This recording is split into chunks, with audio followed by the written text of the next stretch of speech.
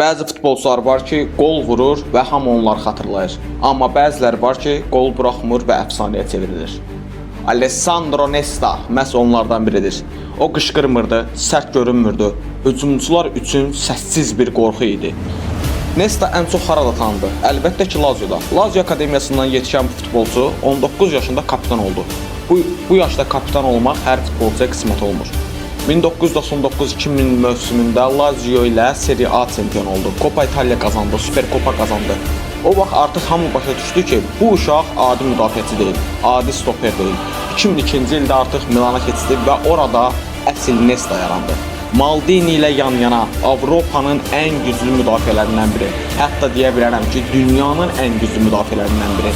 Milan ilə 2 dəfə Çempionlar Liqasını qazandı, 2 dəfə Serie A çempion oldu, Klub Dünyası kuboku, UEFA Super kuboku və daha nələr. Nesta üçün kuboklar xüsusi deyildir.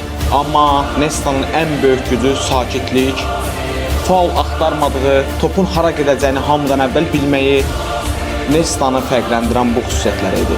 Hücumçu qaçırdı, amma Nesta artıq orada idi. Milli komandada da eyni idi. 2006-cı ildə İtaliya ilə dünya çempionu oldu Cannavaro ilə birlikdə. Dövrün ən güclü müdafiə cüsülərindən biri. Amma bir həqiqət də var. Nesta'nın karyerası asan olmadı.